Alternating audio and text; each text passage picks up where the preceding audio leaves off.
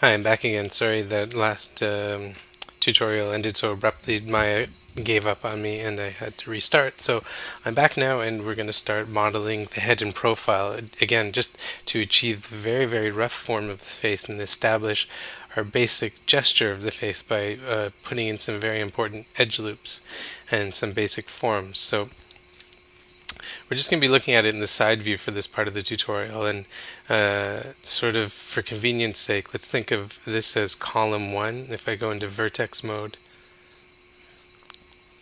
these little dots, so that's column 1 of vertices, to column 2, column 3, column 4, and let's call this row 1, row 2, row 3, row 4, and row 5, just so it's a frame of reference for you to think about it. This is based on a tutorial that somebody else created that I learned how to model the head from. So I'm sort of replicating it. When I was learning it, I thought of it broken up into these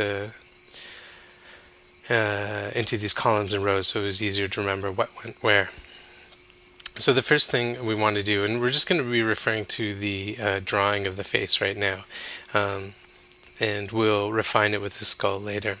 But we want to take this vertex at column 1, row 4, and I can't remember if I got this in the last tutorial, but when I select from the side view, I select this whole row of vertices, which is exactly what I want. So I'm going to select this one, and I'm going to take this down to this curve of the nose here, so sort of right above the dorsum of the nose. On your models, this may be close to where Nasion is. In my model, Nason's a little higher because her nasal bones were quite high up. And then let's take column 1, row 5, and we're going to put that one right around glabella, so at the most superior portion of the brow ridge here.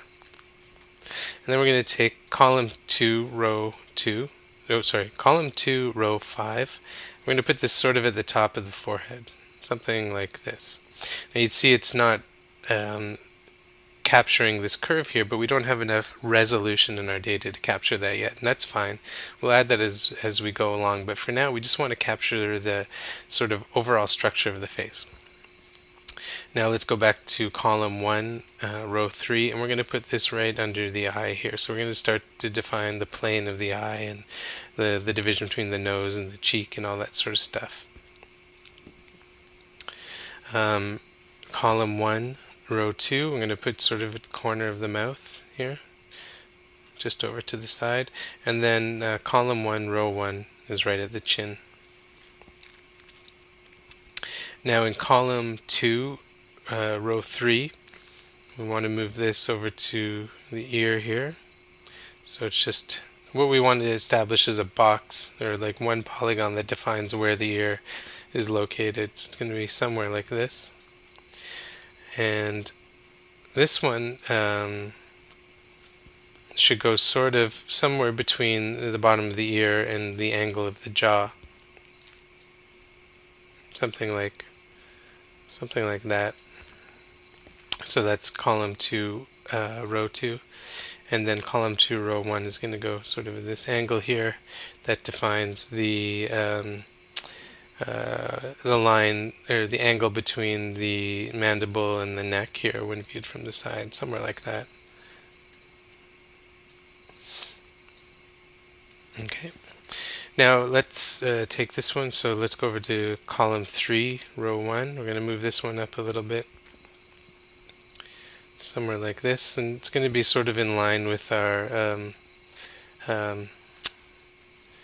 sternocleidomastoid muscle here, which attaches, if we just look at the model, here's the mastoid process, so that muscle comes right off of it. So we want to put in some geometry that's going to sort of follow that a little bit.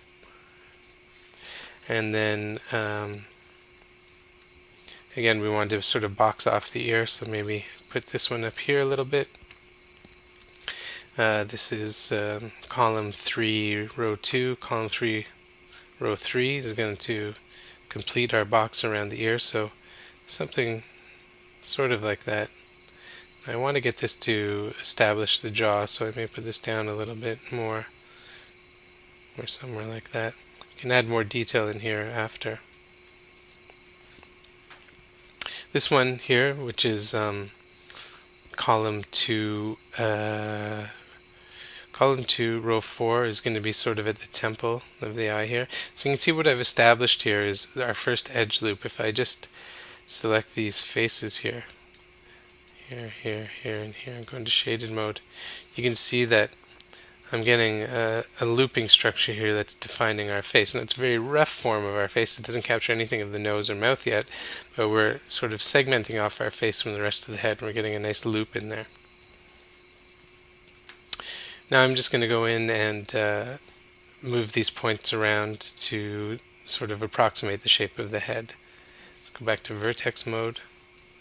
I'm going to move this one in here. So this is column 4, and I'm just moving these points in here to follow the shape of the head. This one, which is column 3, row 5, going to be sort of at the top of the head here. Column 4, row 5, is going to define that. So if we go into 5 mode, we've got a very rough approximation of the head. If I go into perspective mode, of course, it doesn't really look much like the head yet, but that's fine. We're going to work on that gradually. But we want to establish it in one view at a time, and then we'll go in and refine it in the other views in the next tutorials. So let me just pop back into here. The next thing we're going to do is pull out the neck. Maybe pull this one down a little bit more.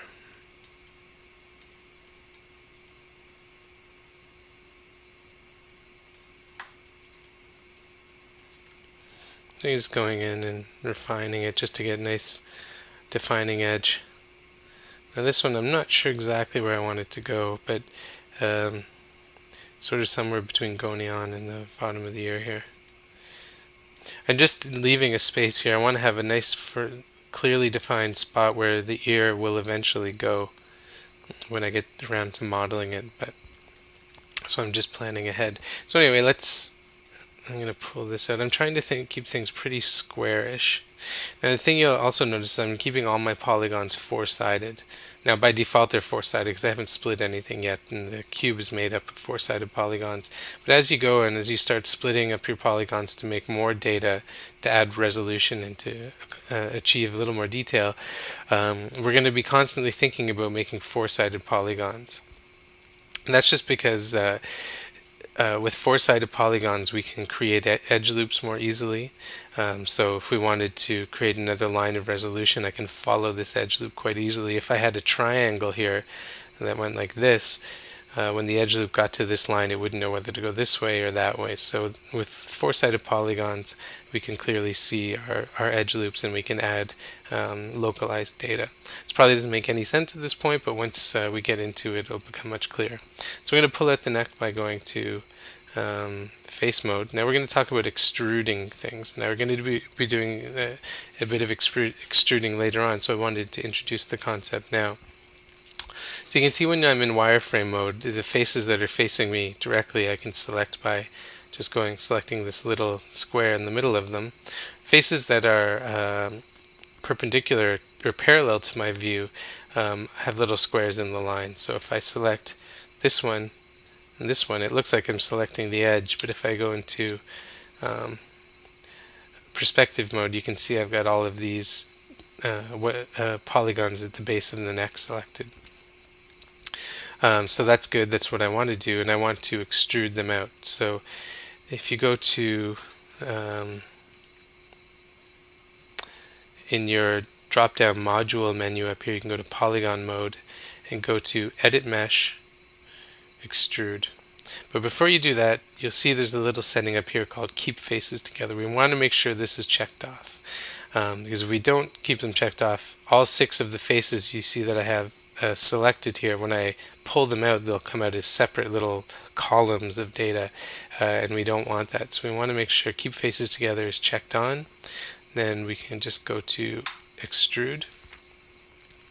and you can see that something has happened here, and the icon has changed slightly. I'm just going to go into the side view, and I can just pull this out. If I go into the view, you can see what's happening here is it's pulling out some new geometry. And they're pulling all these faces out at once, and they kind of come together because they're sloping inwards, but all the faces are staying together, so it's all uniform geometry. So I'm just going to pull it out a bit here. That's probably enough. And then I'm going to go in and just start tweaking the placement of the vertices a little bit. So I can grab these ones, and I want them to sort of follow the line of the sternocleidoid, let's just call it the sternomastoid muscle. The sternomastoid muscle here. And this one I'm going to pull in to sort of approximate the neck a little more. And this one maybe pull out a little bit like that. So that's good. You can see how my model is getting closer to the face. It's still, I have added a little geometry now from the original cube, but with just adjusting the shape of the cube, we're getting somewhat close to the shape of the face. Got a long way to go, obviously, but we're getting started in a good direction. Now, when you extrude faces in Maya, you can see that when I extruded, there was an open edge here, so it was like a hollow model. But when I extruded, it left some faces on the inside here. We don't need those faces, so we can just delete them. So I'm just going to go into face mode, select these, this one, make sure I don't have any other ones accidentally selected, and just hit delete. And in fact, I can also just select these faces and delete them. The tricky part is just not accidentally. If I try and select them like this, you see I accidentally select a whole bunch of polygons at the top of the head too. So I have to rotate my view till I know I'm just going to select those ones, and I can hit delete. I don't need the ones at the bottom either.